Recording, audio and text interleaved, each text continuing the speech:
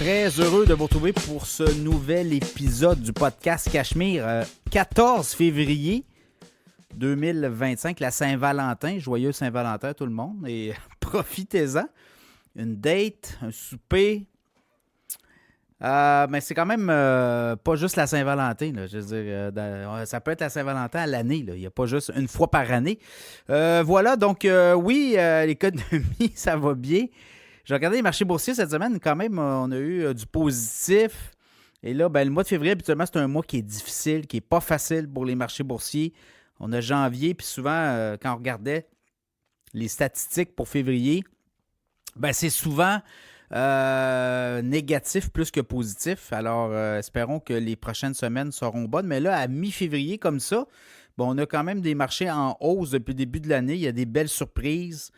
Il y a aussi des résultats financiers. Là, je regardais les résultats financiers. On a eu beaucoup cette semaine et encore là, ça varie. Il y a des attentes encore très, très importantes là, de la part des analystes sur notamment le Big Tech. Mais quand même, les profits sont bons. C'est ce qu'on voit, c'est peut-être plus les guidance, les prévisions à venir où là, on semble peut-être moins optimiste que par le passé, mais les profits sont très bons. Là. Souvent, les cibles sont atteintes et si on les rate de peu. Évidemment, Wall Street, quand on rate la cible, là, ça peut représenter beaucoup de douleur à venir, mais après ça, ben, le buy de dip, là, on le voit avec NVIDIA, notamment avec l'affaire de DeepSeek. Là, on avait eu l'épisode DeepSeek. Là, le titre d'NVIDIA était passé de 147 à 118, même 116. Là, on est remonté à 133, 132, 133, 134. Et on va avoir à la fin février les résultats de NVIDIA notamment.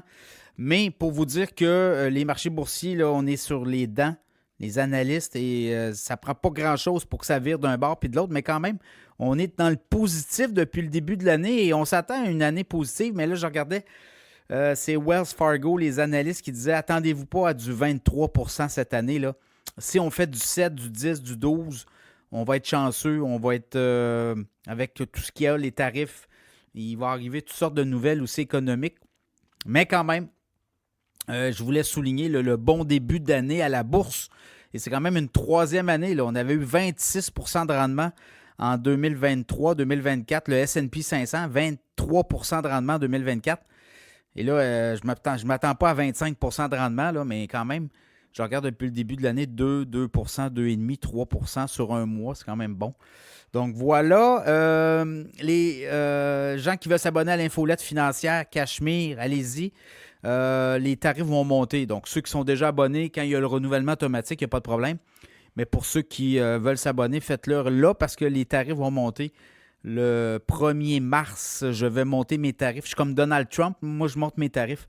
Et on va redonner une valeur à tout ça parce que là, c'est le fun. C'est bien l'infolette financière, mais il y a des gens qui font beaucoup d'argent avec l'infolette financière. Donc, c'est un juste retour de l'ascenseur. Donc voilà, après ça, l'infolette financière, les annonceurs, vous avez vu, on a un nouvel annonceur, Frédéric Turcotte, a signé pour 1 an. Donc si vous voulez signer à long terme, on peut s'asseoir, on peut regarder. Il y a une valorisation, il y a une écoute, il y a une communauté. Donc il y a des gens de l'autre côté qui sont prêts à entendre ce que vous avez à dire comme annonceur, comme produit, et également comme service. Donc, on a Frédéric Turcotte qui a signé pour 1 an, mais si vous voulez, on a une grille de tarifs, on a on a des données, on a des stats à vous partager, podcast audio. Évidemment, ce n'est pas un podcast à la TV, là, je ne suis pas sur YouTube. Et dans les podcasts audio, quand on fait du 10 000 écoutes par semaine, c'est vraiment, c'est fort, là. Donc, on est à 12, 13 000, 14 000 par semaine ces temps-ci. Donc, podcast Cachemire, vous nous écrivez en PV. Et on va vous envoyer nos grilles de tarifs. On a une espèce de guide média aussi là, avec toutes les données. N'hésitez pas. Et l'Académie Cachemire, là, on est rendu au 7 mai. J'ai commencé une nouvelle cohorte le 5 février. Donc, on a déjà 2 cours de passé. Il reste 2 cours pour la cohorte actuelle. Il y a une nouvelle cohorte le 19 mars. Elle est complète. Oubliez ça. C'est complet. Et on va au 7 mai. Il me reste 8 places. Il y a 10 places d'ouvert et il y en a 2 de bookées déjà. Donc, faites le nécessaire. Ça va assez vite quand même. Et après ça, je pense que je vais prendre une pause pour l'été et ça va aller à l'automne prochain. Je m'attends à voir peut-être 2 autres cohortes à l'automne. Là. On va voir comment on va déterminer le calendrier. Mais tout ça pour vous dire que si vous voulez embarquer pour le 7 mai, vous allez sur cachemireplus.com. Vous allez sur Académie Cachemire. Même chose pour l'infolette financière, cachemireplus.com. Donc voilà, les sujets cette semaine, on en a plusieurs. L'inflation aux États-Unis, on va parler de ça. Et est-ce que le président de la Fed pourrait perdre son job, à suivre, parce que là, il commence à avoir de la friction entre Trump et peut-être la Fed. Meilleure épicerie au Québec, on a eu des données là-dessus.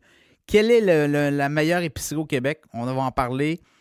Et là, il y a des gestionnaires qui regardent aller l'économie, puis pour eux autres, tout va bien, alors que d'autres, c'est drôle, hein, comment on voit, selon l'œil positif ou négatif.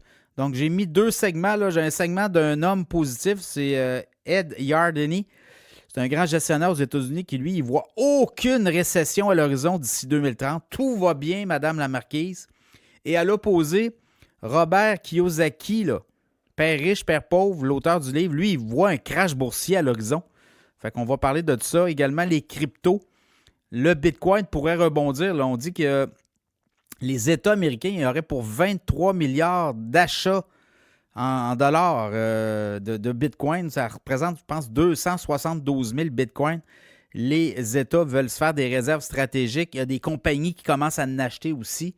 Donc, on va parler de ça également, les perdants et gagnants de la semaine. Deuxième partie, entrevue avec Frédéric Turcotte, le conseiller financier, où investir la bourse en 2025. Les secteurs à regarder. Également, Tesla. Tesla se fait brasser pas mal, mais Tesla a dans son pipeline beaucoup de produits, beaucoup de choses à venir. Donc, on va parler avec Frédéric Turcotte de Tesla et des marchés boursiers 2025. Voilà, bonne écoute.